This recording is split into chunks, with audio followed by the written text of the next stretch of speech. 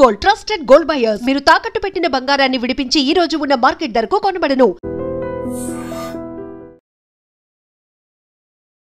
మోంతా తుఫాను దాటికి ఇప్పటికీ గత 2 రోజులుగా ఆంధ్రప్రదేశ్లోని పలు జిల్లాల్లో అత్యంత భారీ వర్షాలు కూడా నమోదవుతున్న పరిస్థితులు చూస్తూ ఉన్నాం. మరొక వైపు భయంకరమైనటువంటి భీకరమైన గాలుల వేగానికి కూడా భారీ వృక్షాలు విరిగి పడుతున్నటువంటి పరిస్థితులు, కరెంటు స్తంభాలు కూడా విరిగి పడుతున్నాయి. మరికొన్ని చోట్ల ప్రమాదాలకు కారణమైనటువంటి పరిస్థితులు కూడా మీరు ఇప్పటికే చూస్తూ ఉన్నారు.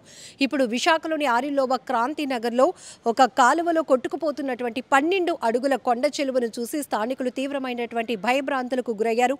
అయితే ఇమీడియట్గా అక్కడ పిల్లలు కానీ పెద్దవాళ్ళకి ఏదైనా ఇబ్బంది కలుగుతుందనే ఉద్దేశంతో వాళ్ళే రెస్క్యూ చేసి కొంతమంది అక్కడ యువకులు ఆ భారీ కొండ చెలువని గోనెలో బంధించి దూర ప్రాంతంలో విడిచిపెట్టడం కూడా జరిగింది. మరొక వైపు కోనసీమ జిల్లా మాకవనపాలెంలో ఒక మహిళ తాటి చెట్టు విరిగి పడడం వల్ల అక్కడికక్కడే మృతి చెందినటువంటి దుర్ఘటన కూడా తీవ్ర విషాదం నింపిందని చెప్పొచ్చు. ఇంకా కొన్ని జిల్లాల్లో పరిస్థితి చూస్తే కనుక ఇప్పటికీ కూడా గత 4 రోజులుగా అంటే అక్టోబర్ 26 నుంచి 28, 29 తేదీల వరకు కూడా ఈ మోంతా తీవ్ర తుఫానుగా కాకినాడ సమీప ప్రాంతంలో తీరం దాటుతుంది. కాబట్టి ఎందుకంటే ఎటువంటి ప్రాణ నష్టాన్ని కూడా అనే ఉద్దేశంతో ఇటు వాతావరణ శాఖ, ఆంధ్రప్రదేశ్ సర్కారు కూడా ఒక కోఆర్డినేటింగ్తో అన్ని జిల్లాల్ని, అన్ని టీముల్ని కూడా అలర్ట్ చేయడంతో పాటు హై టెక్నాలజీతో మానిటరింగ్ సిస్టమ్ని ఇంప్లిమెంట్ చేసి సమర్థవంతంగా తుఫాను ప్రభావిత పరిస్థితులను ఎదుర్కొనేందుకు సన్నద్ధమయ్యారు.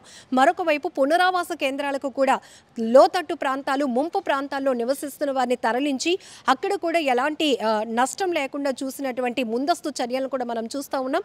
మరొక వైపు విశాఖ లాంటి తీర ప్రాంతాలు అయితే గనక తీవ్ర అలజడి వాతావరణం కనపడుతోంది.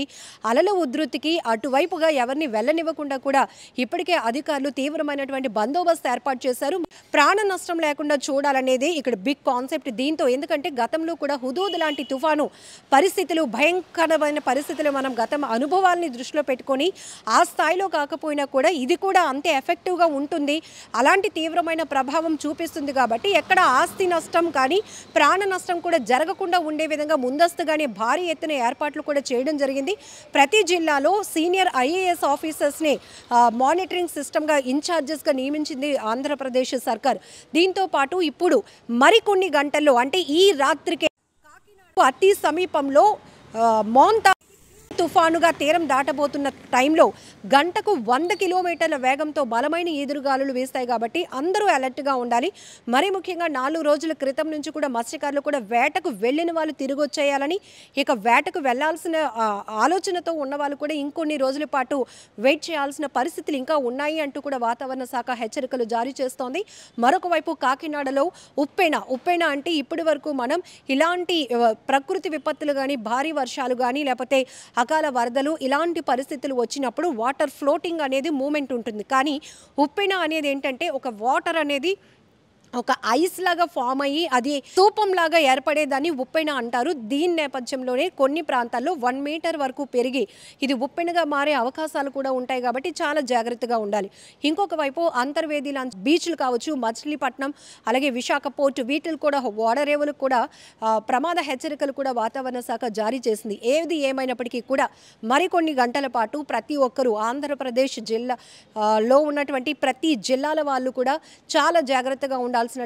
ఆవశ్యకత ఎంతైనా ఉంది. ఇప్పటికే వాతావరణ శాఖ రెడ్, ఆరెంజ్, ఎల్లో 3 ఇండికేట్లు చేస్తూ కూడా ఈ 3 రెడ్ ఇండికేషన్స్లో ఉన్న వాళ్ళు అత్యంత ప్రమాదకర పరిస్థితులు ఫేస్ చేసే ఉంటుంది. కాబట్టి అవకాశం జాగ్రత్తగా ఉండాలని, అలాగే ఆరెంజ్లో, ఎల్లోలో ఉన్న వాళ్ళు భారీ వర్షాలు, అతి భారీ వర్షాలు ఇండికేట్ చేస్తూ కూడా చెప్పడం. అలాగే మరికొన్ని ప్రాంతాల్లో కనుక వరదలు అంటే అకాల వరదలు, ఫ్లాష్ ఫ్లడ్స్ కూడా వచ్చే అవకాశం ఉంటుంది. కొండవాలు ప్రాంతాల్లో ఇప్పటికీ భారీగా వర్షపాతం నమోదు కావటం వల్ల, వాటర్ స్టోరేజ్ ఉండిపోవడం వల్ల అది ఒక్కసారిగా ఫ్లోట్ అయ్యి అది వరద ప్రవాహానికి కూడా కారణం అవుతుంది. కాబట్టి ఈ రకంగా గ్రాఫికల్గా కూడా వాతావరణ శాఖ ఏ ప్రాంతాల్లో అకాల వరదలు కూడా సంభవించే అవకాశం ఉంటుంది అని కూడా ముందస్తుగానే అలర్ట్ చేయడం జరిగింది. సో ఈ నేపథ్యంలో మరికొన్ని గంటల పాటు అంటే ఈ రాత్రికి తీరం దాటబోతున్న తీవ్ర తుఫాను దాటికి ఇంకా ఏ జిల్లాలు తీవ్రంగా ప్రభావితం కాబోతున్నాయో వారందరూ మాత్రం మరీ ముఖ్యంగా అత్యవసరమైతే తప్ప, వెరీ ఎమర్జెన్సీ పరిస్థితి అయితే తప్ప బయటకు రాకుండా సురక్షితమైన ప్రాంతాల్లో ఉండి ప్రాణాలను, ఆస్తిని కూడా సంరక్షించుకోవాల్సిన బాధ్యత మీదే అంటూ కూడా అధికారులు కూడా మీ అందరికీ సూచిస్తున్నారు. నిజంగా ప్రస్తుతం ఉన్నటువంటి సమాజం దేనికి ప్రయారిటీ ఇస్తుంది? ఆర్థిక సంబంధాల చుట్టూ మాత్రమే తిరుగుతోంది. మళ్ళీ ఎన్నికలంగానే చాలా విరక్తి కలుగుతున్నాం. మంచి అనిపిస్తుంది కదా, లేడీస్ కూడా ఛాలెంజింగ్ జాబ్స్ చేసినప్పుడు చాలా బాగుంటది. ఫుడ్ డెలివరీ ఇవ్వటానికి వెళ్ళినటువంటి డెలివరీ బాయ్ అనిల్ పై కళ్ళ ముందు